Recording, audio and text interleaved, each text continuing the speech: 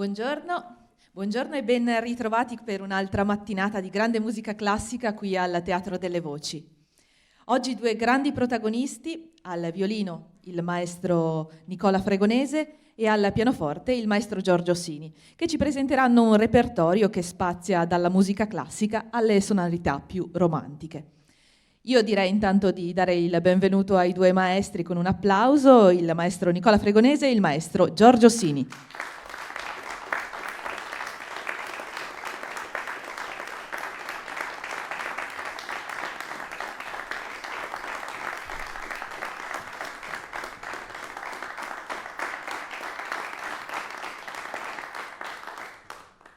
Una piccola annotazione che mi hanno chiesto di fare. Quest'oggi il maestro Ossini suonerà un antico pianoforte Bechstein di oltre 100 anni, per cui oltre all'onore di suonare un pianoforte di tanta fama, c'è anche un piccolo onere, perché naturalmente è un pianoforte antico e ha delle dinamiche molto particolari.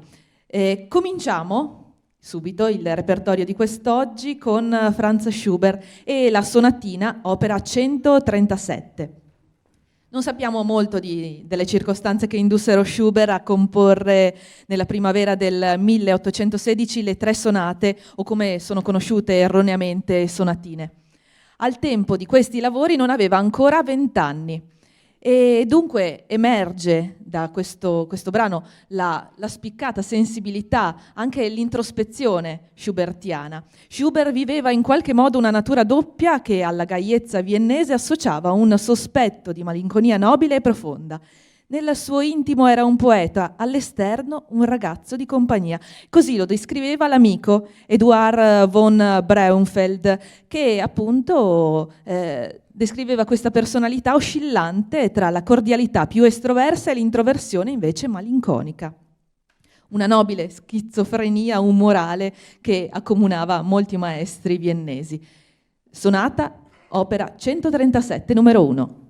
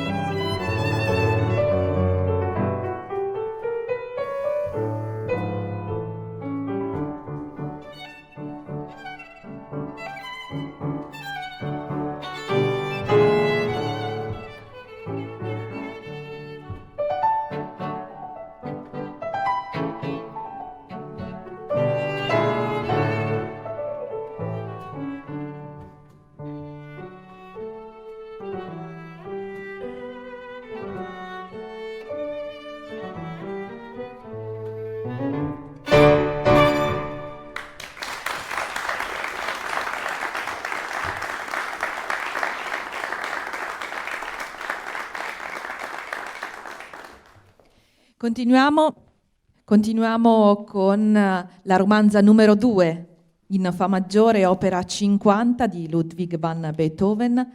E anche Beethoven era, come dire, affetto dalla stessa schizofrenia umorale di Schubert, lo conosciamo abbastanza bene. In questa opera però non emerge particolarmente, ma è un'opera molto molto bella, in cui invece emerge grande lirismo, raffinata, delicata e leggera e anche giocosità.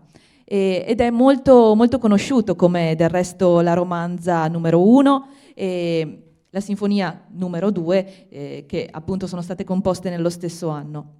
Ecco, questa romanza però è la più conosciuta e ben presto capirete anche perché, la ricorderete perché è stata usata spesso anche in televisione e nel cinema.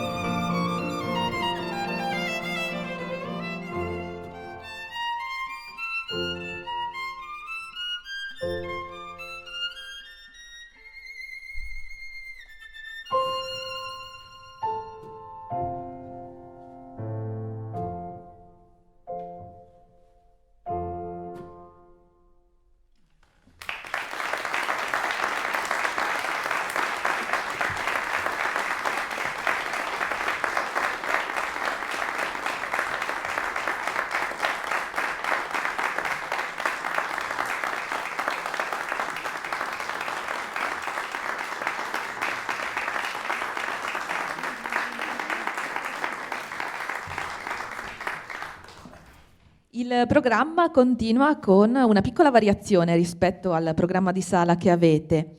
Infatti continuiamo con l'aria sulla quarta corda di Johann Sebastian Bach. Allora, cosa dire, cosa non dire di questo brano?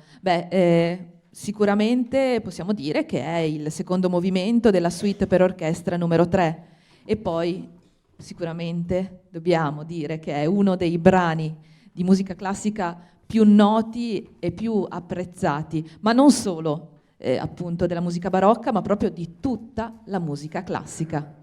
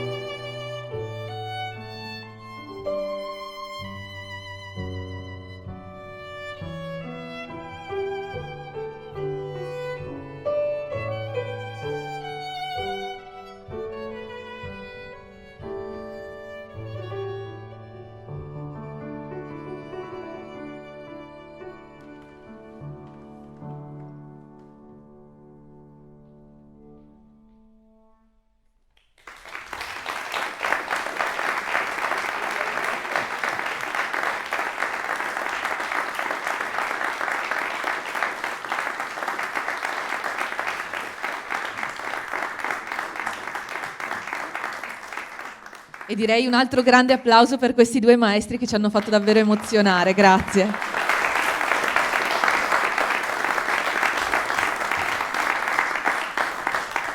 Continuiamo con un'altra variazione rispetto al programma, l'intermezzo sinfonico dalla Cavalleria Rusticana di Mascagni, uno dei brani più popolari di quest'opera, fortunato anche dal repertorio operistico, è stato molto eseguito appunto, molto usato nel cinema. E ricordiamo sicuramente una delle scene del cinema proprio più famose, della storia del cinema più famose, una scena del Padrino, parte terza.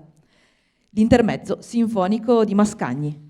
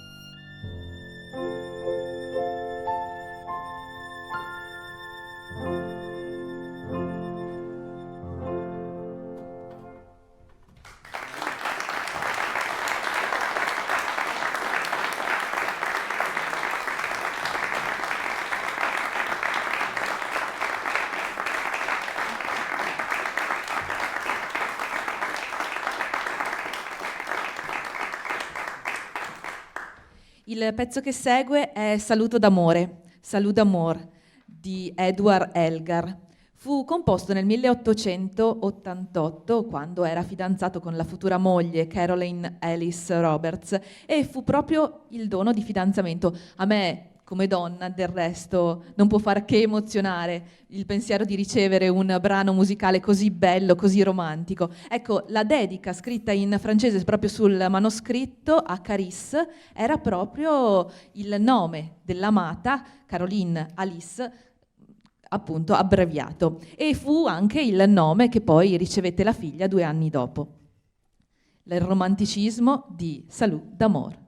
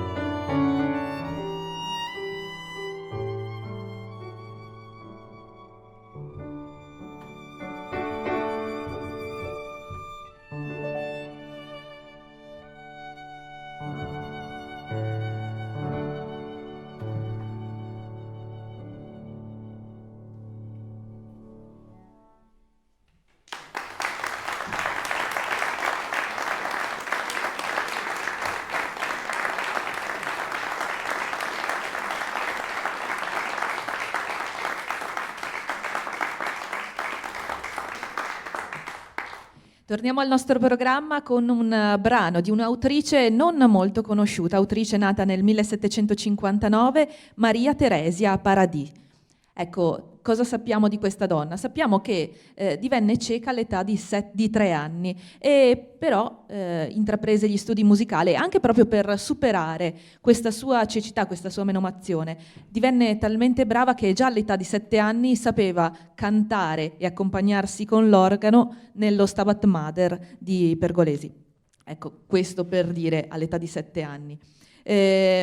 Di lei sappiamo che girò molto l'Europa, fece tournée fino a Parigi e tornata però nella sua città, Vienna, decise di dedicarsi all'educazione e quindi superò ancora una volta la sua barriera della cecità, dedicandosi agli altri, dedicandosi proprio all'educazione delle persone cieche, anche per quanto riguarda la musica e anche alle donne, perché naturalmente, ricordiamo, era donna in un'epoca in cui i musicisti erano prevalentemente uomini. Donna, cieca, musicista, secondo me è un'eroina di altri tempi.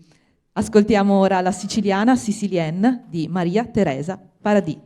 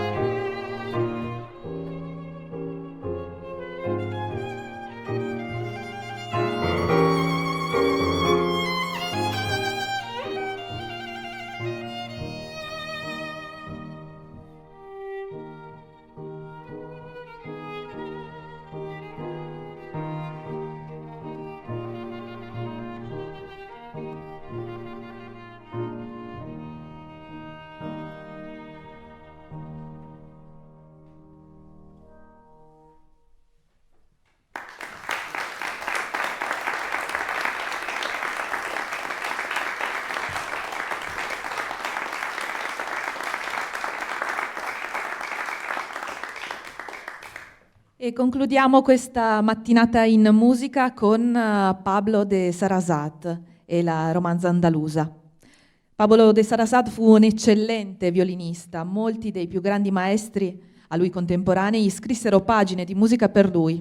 Edouard Lalo, Camille Saint-Saëns e Joseph Joachim. Lo stesso Sarasate scrisse molta musica, prevalentemente per violino, composizioni che dimostrassero la virtuosità della tecnica violinistica, proprio anche della sua, e da cui però allo stesso tempo emergeva la forte radicazione nel folklore spagnolo. Un pezzo raffinato dal sapore andaluso, in cui il violino dispiega nitide e raggianti melodie. Romanza andalusa.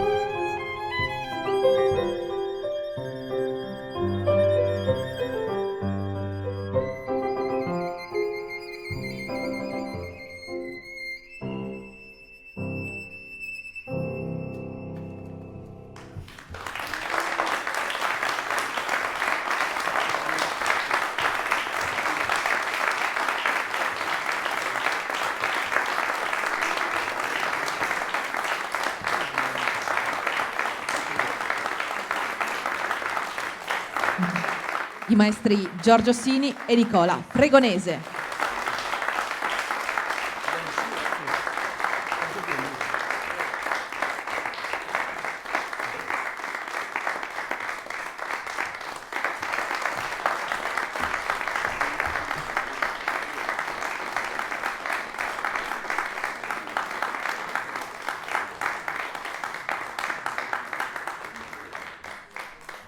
E io penso che adesso tornino dentro.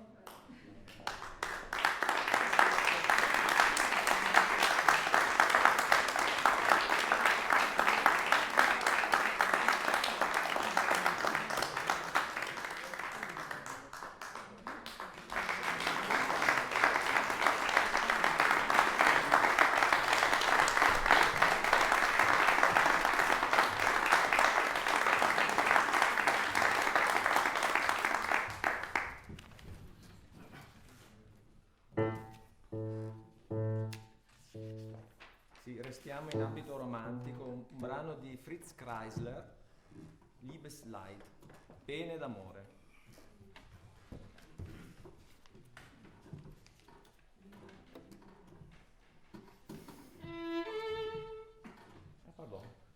Perché bello della diretta. No, perché secondo me ha 100 anni. Sì. Qualche martello sì, che rimane giù. Vabbè. Sì.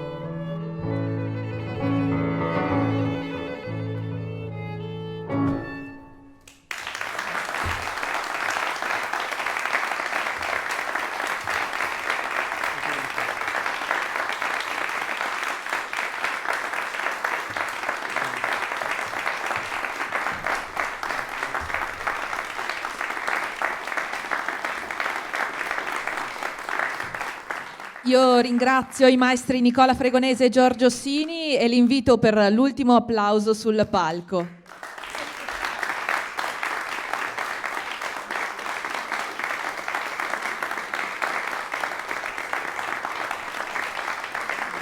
E non so se mi hanno sentito. E forse non mi hanno sentito, ma insomma.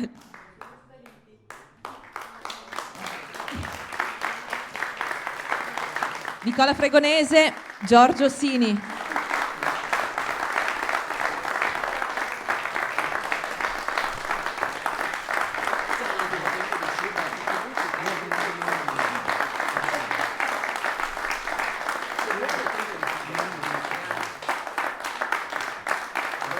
Ci regalate un altro brano, vero?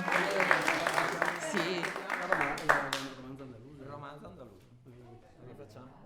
Lo facciamo più...